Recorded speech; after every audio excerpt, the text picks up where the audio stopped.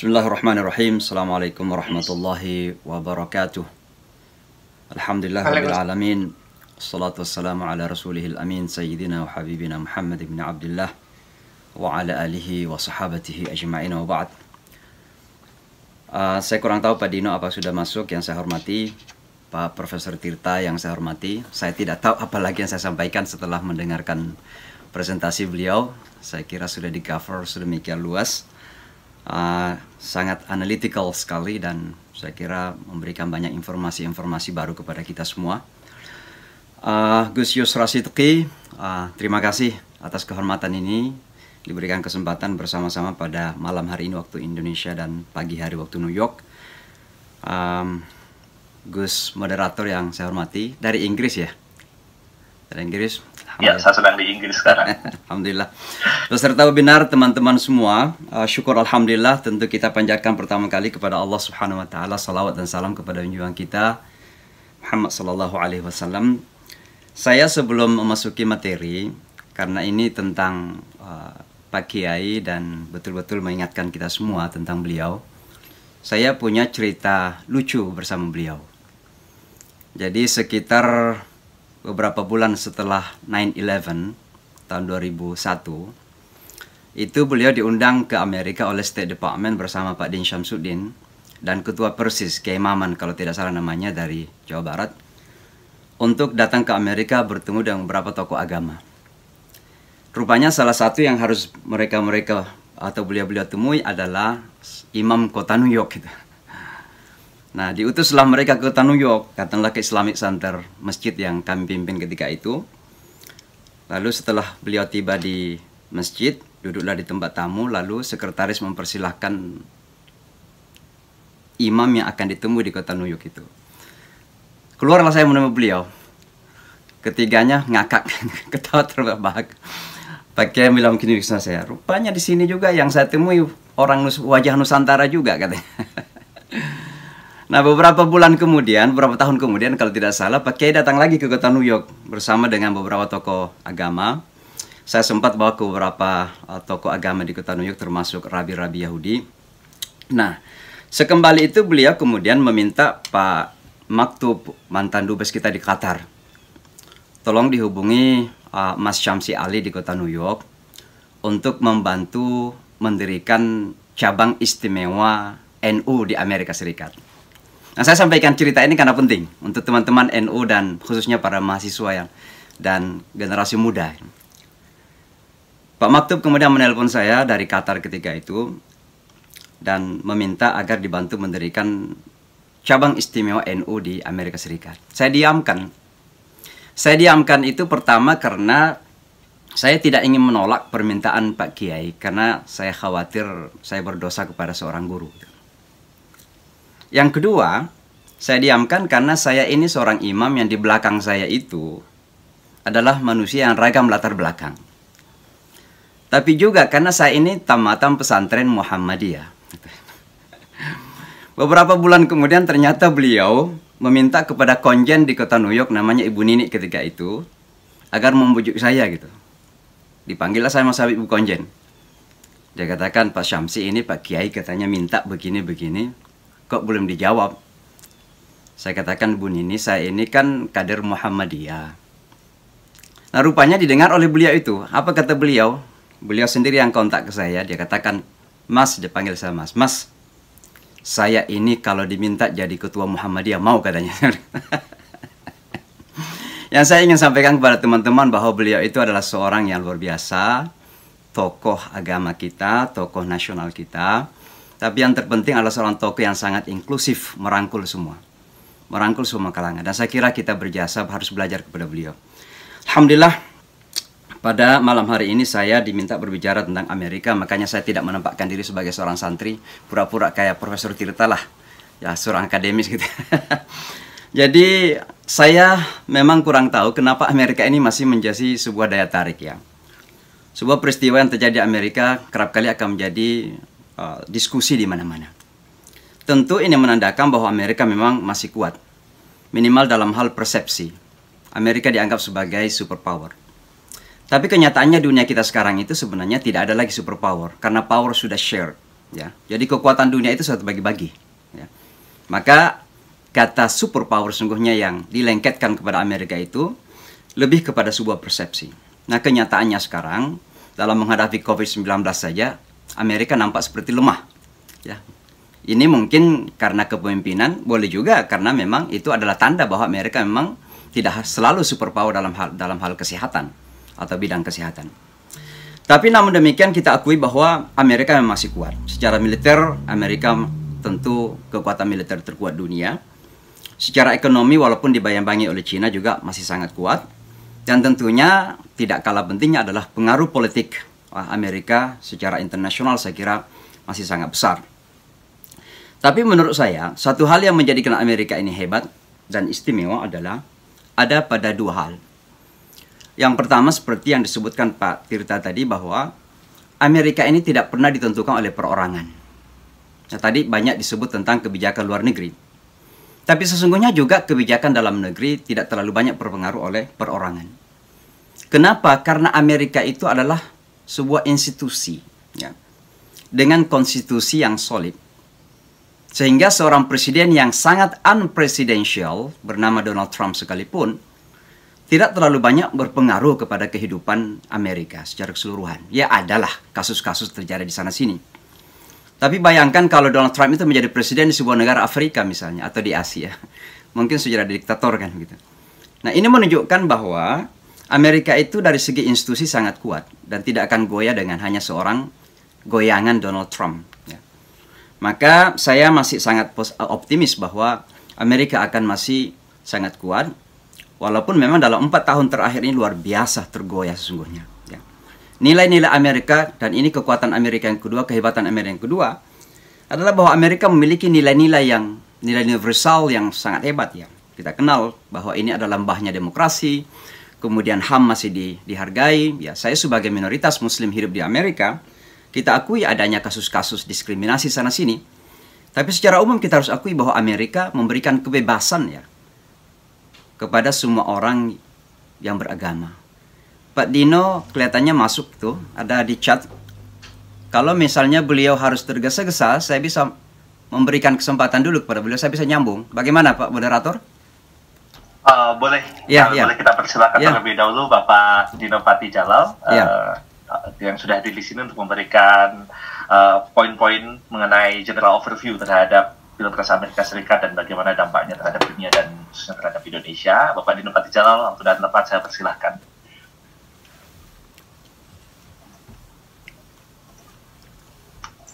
Terima kasih, saya mohon maaf agak lambat karena kebetulan ada sejumlah acara keluarga yang agak susah ditinggali. Tapi saya ingin mengucapkan selamat salam kepada Pak Samsi Ali dan juga Prof. Tirta, sahabat saya, Pak Yusron, Pak Abid juga terima kasih atas undangannya dan semuanya. Saya senang sekali bisa berada di tengah-tengah saudara-saudara sekalian. Walaupun kita nggak gender balance kayaknya ini ya. Banyak laki-lakinya di sini kalian. Saya ingin mengatakan ini suatu momen yang baik bagi Amerika, tapi juga momen yang baik bagi hubungan Amerika dengan komunitas Muslim di dalam tubuhnya sendiri, seperti yang disampaikan Pak Samsi Ali tadi, dan juga hubungan Amerika dengan dunia Islam. Ya. Yang saya lihat pertama, Joe Biden ini dia mengirim pesan khusus kepada konstituen Muslimnya di Amerika sebelum pemilu, right? Dan ini sangat berbeda dari Trump, ya. Dan sewaktu memberikan pesan khusus, ada ayat-ayat Al-Quran yang disampaikan oleh Presiden Joe Biden. Jadi itu menyentuh hati saya tuh, ya. Dan itu suatu hal yang benar-benar mengkontraskan dia dengan Presiden Trump, right? Nah itu satu ya. Nah kedua, dia tentu sangat peka terhadap kepentingan umat Islam dan dunia Islam. Mengapa? Karena dia wakil presidennya Obama. Ya. Nah, Obama sewaktu dia pidato inaugurasi, dia menyatakan bahwa langkah pertamanya adalah untuk merangkul dunia Islam.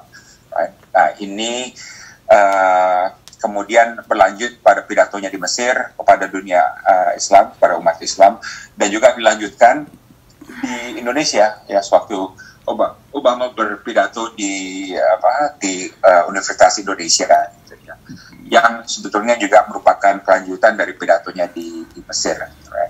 Nah, jadi Obama administration memang secara sistematis berusaha untuk memperbaiki hubungan dengan Islamic world, right? Dan Biden bagian dari itu, right?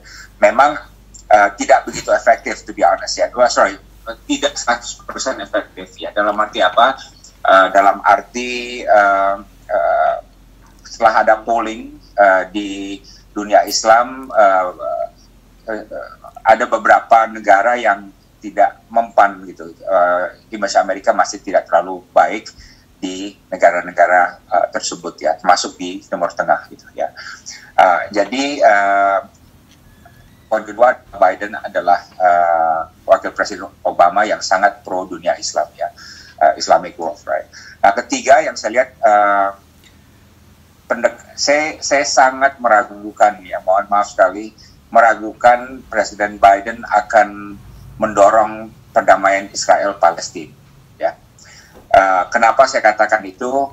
Karena sekarang ini prioritasnya dari segi dia adalah jobs, ya, pemulihan ekonomi, dan juga melawan COVID. Ya, tentu nomor satu adalah COVID dan kedua adalah pemulihan ekonomi. Right?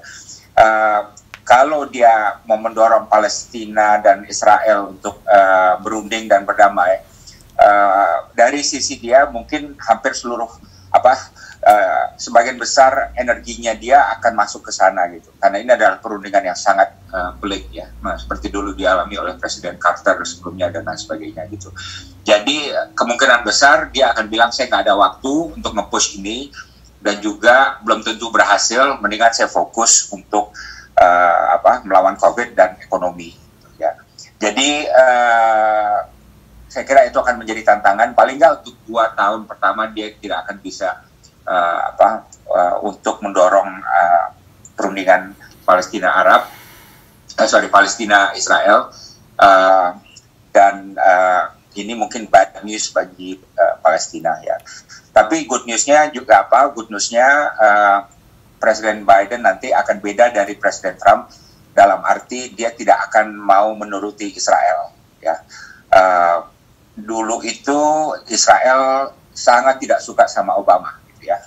Netanyahu itu berdebat dengan Obama. Kenapa? Karena Obama itu merasa Amerika adalah Amerika dan kita tidak mau menjadi anak buah Israel, di mana semua kemauan Israel harus dipenuhi oleh Presiden Amerika gitu, right?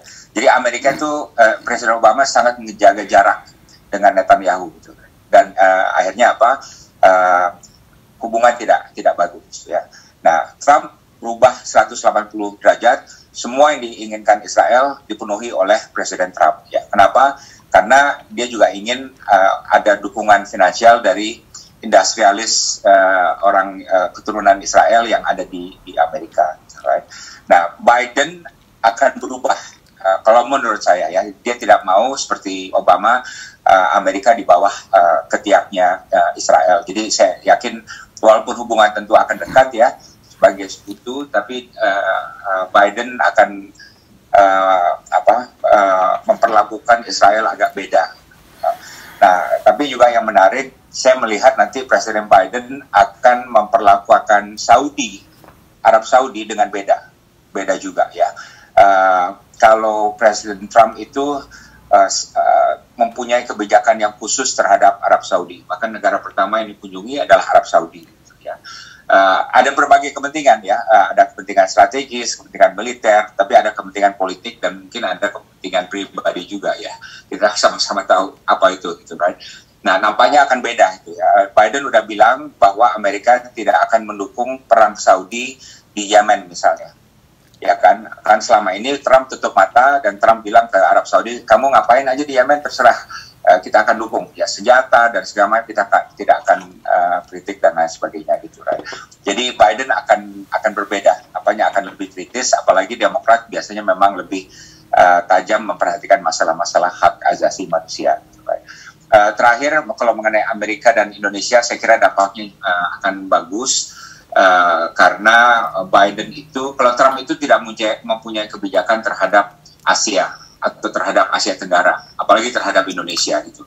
Kebijakannya itu inilah nggak konsisten gitu, ya nggak ada bentuknya gitu ya. Nah sementara Biden dia lebih merupakan pelaku politik luar negeri yang ulung, dan dia juga mempunyai strategi yang cukup bulat ya terhadap Asia Tenggara. Dan saya yakin hubungan Amerika dengan Indonesia akan lebih bagus karena dalam 4 tahun ini menurun ya, agak redup hubungannya, nggak sekuat dulu, nggak gairahnya tuh nggak kerasa, terutama karena umat Islam di Indonesia kan nggak terlalu senang, nggak terlalu simpati terhadap Trump gitu. Apalagi kebijakannya untuk memindahkan kedutaan dari Tel Aviv ke Yerusalem gitu. Jadi dengan itu saya kira secara psikologis, secara politis akan terbuka peluang untuk mendekatkan hubungan Indonesia dan Amerika Serikat sendiri gitu ya. Jadi itu beberapa hal dari saya sekali lagi mohon maaf nggak bisa lama-lama karena ada acara keluarga di bawah dan saya lari sebentar karena saya kalau udah janji saya akan insya Allah akan selalu berusaha untuk menepati janji. Terima kasih. Ya. Terima kasih banyak Bapak Dino Patijalal atas poinnya yang menarik sekali. Banyak sekali yang bisa kita highlight mengenai bagaimana Joe Biden memiliki kedekatan tersendiri dengan umat Islam karena di masa-masa kampanyenya sempat menyetir sebuah hadis mengenai amar ma'ruf nahi mungkar yang saya kira itu juga cukup populer di Indonesia. Lalu kemudian bahwa Joe Biden juga akan berfokus pada pemulihan ekonomi karena COVID-19, lalu kemudian tidak akan terlalu banyak melakukan manuver terhadap hubungan Palestina-Israel, namun di satu sisi juga akan ada perbedaan dalam hal bagaimana Joe Biden diperkirakan tidak akan sekedar sami'na wa ata'na terhadap Israel maupun terhadap Saudi. Jadi ini menarik sekali yang nanti kita bisa diskusikan pada sesi tanya-jawab. Baik, saya akan kembalikan lagi ke Bapak Imam Syamsi Ali. Monggo, tafadhol. Kita bisa lanjut lagi diskusinya. Baik. Monggo. Baik, kita lanjutkan ya. Jadi mungkin langsung saja kepada Pilpres. Ya, seperti yang disebutkan Prof. Tirta tadi bahwa Pilpres kali ini memang bersejarah karena beberapa dasar, beberapa hal pertimbangannya. Pertama tentu karena ada Kamala Harris, dan ini adalah calon presiden wanita pertama dan sekaligus terpilih sebagai wakil presiden wanita pertama di Amerika setelah presiden Black American yang pertama, Barack Obama. Jadi memang bersejarah. Kedua, bersejarahnya adalah karena Pilpres kali ini dianggap sebagai Pilpres yang paling banyak diikuti. Jadi voternya terbanyak. Ya. Dan Biden dianggap sebagai pemenang ya dengan suara terbanyak di sepanjang sejarah Pilpres di Amerika Serikat. Namun demikian saya ingin mengatakan begini, bahwa Pilpres kali ini bukan sekedar pertarungan antara Trump dan Biden.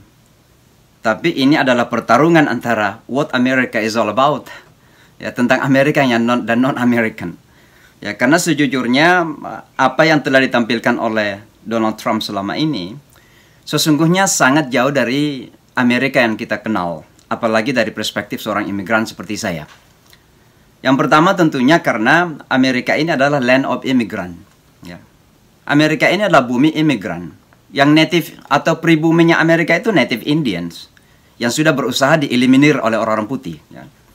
Maka Donald Trump itu imigran seperti saya juga, seperti anak-anak saya juga. Ya, sama semuanya.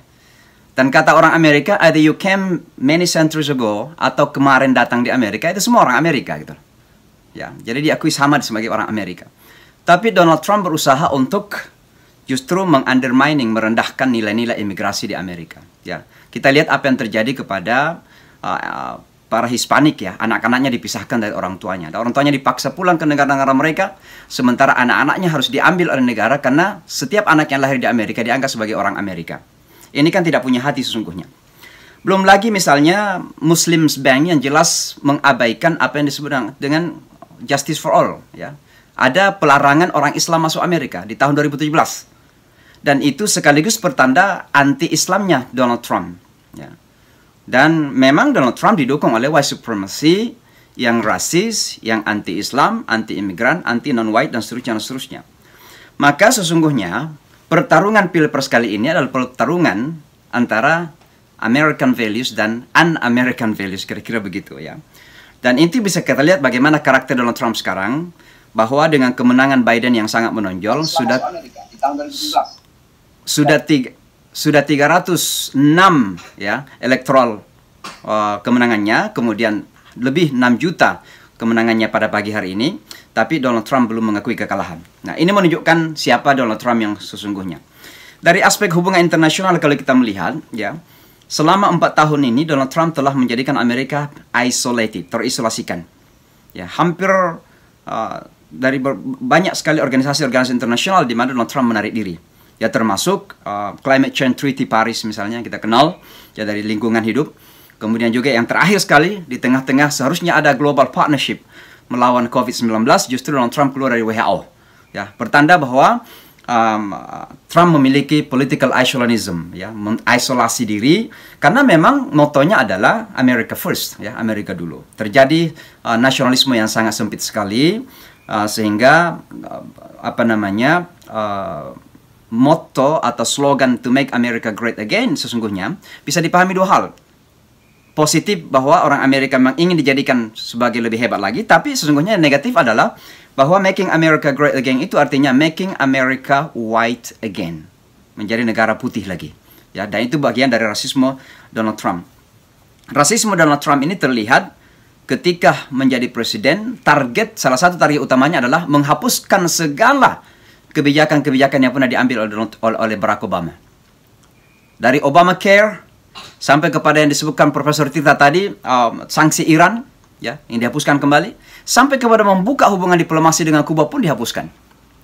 Penghapusan kebijakan Barack Obama ini kita dapatin bukan sekedar kebijakan, tapi juga didasari oleh sentimen ras. Kenapa? Ingin dihapuskan bahwa segala sesuatu yang pernah dilakukan oleh Barack Obama untuk negara ini tidak boleh dicatat oleh sejarah. Mana mungkin ada seorang Afro-Amerikan dianggap berhasil di Amerika. Kira-kira begitulah. Nah, itu bagian dari sikap rasis daripada Donald Trump. Maka kemenangan Biden sesungguhnya adalah kemenangan America first. Ya. Ini kemenangan Amerika kembali. Ya. Artinya biasa kalau Pak Dino kemarin membuat satu video singkat, beliau mengatakan welcome back Amerika. Selamat datang kembali Amerika. Karena memang sesungguhnya ini adalah kemenangan Amerika. Kenapa? Kita umat Islam 88% lebih mendukung Biden. Pertama, karena kita kenal bahwa Biden punya karakter lah. Seorang pemimpin itu harus punya karakter. Ya. Dan Donald Trump kita melihat bagaimana karakternya kan. Tidak perlu saya detailkan dan rincikan lagi bagaimana karakter Donald Trump. Karena karakternya yang sangat-sangat tidak sesuai sebagai seorang pemimpin, orang-orangnya sendiri ya ketika sudah tidak ini saya memperlihatkan buku ini. Orang-orangnya sendiri ini mantan loyalisnya loh. Begitu keluar jadi musuhnya, menulis buku. Di sini ada semua boroknya Donald Trump. Ya. Ini buku saya sudah dapat sebelum ada di pasar gitu. Ada semua boroknya Donald Trump. Kenapa? Itulah karakter Donald Trump. Maka Biden adalah seorang pemimpin yang punya karakter. Pertama, itu yang pertama. Kedua tentu karena dia punya pengalaman. Yang ketiga karena dia ada Demokrat, dan Demokrat memang merangkul semua ya. Merangkul semua. Jadi bukan hanya orang putih saja, tapi orang hitam, orang Muslim, orang Hispanik dan sebagainya. Dan pertimbangan kita yang terpenting juga adalah bahwa memang ini bisa menjadi sesuatu yang negatif bagi Indonesia kalau memang Indonesia melanggar HAM. Tapi yang kita inginkan adalah bahwa Demokrat itu pada umumnya memperhatikan HAM dan mudah-mudahan jujur. Kita ingin nanti bahwa kepemimpinan Biden ini bisa kita pergunakan untuk misalnya melanjutkan masalah-masalah HAM di Uighur, kemudian di Myanmar, kemudian di tempat-tempat yang lain. Ya. Ini tentu kesempatan bagi kita umat Islam. Ya. Nah, walaupun demikian tentu kita pahami bahwa kebijakan sebuah negara itu, kebijakan luar negeri sebuah negara itu akan banyak ditentukan oleh dinamika dalam negeri sebuah negara tersebut. Nah, sehingga Pak Tirta tadi menyebutkan bahwa nampak seperti siapapun presiden Amerika ini akan sama misalnya kebijakannya terhadap Palestina Israel. Pasti itu nyanyian lama itu. Maka ada teman-teman di Indonesia mengatakan ini Biden dan Harris akan lebih buruk lagi di Timur Tengah karena dia pernah berpidato ke AIPAC. Tidak ada politisi Amerika yang akan berhasil kecuali pernah memberikan pidato di AIPAC. Ya. Kecuali yang calon presiden yang satu ini bahkan Yahudi tapi dia tidak mau, akhirnya nggak pernah terpilih. Lawannya Biden kemarin dalam proses itu. Ya. Maka sekali lagi kebijakan luar negeri Amerika ini sungguhnya adalah pencerminan dari apa yang terjadi dalam negeri. Kalau mereka selalu mendukung Israel, itu pertanda bahwa orang Yahudi di Amerika memiliki posisi yang sangat penting dan kekuatan. Nah, bagi kami umat Islam tentunya adalah tantangan bagaimana melakukan perubahan mendasar dalam negeri Amerika ini. Nah, mungkin dalam bahasa kita di dalam Islam adalah di situ adalah fungsi dakwah kita. Karena dakwah itu membawa perubahan. Bagaimana kita bisa membawa perubahan di Amerika ini. Nah, saya ingin langsung saja. Lalu bagaimana dengan pengaruhnya kepada dunia Islam? Tadi Pak Tirta sudah menyampaikan banyak hal.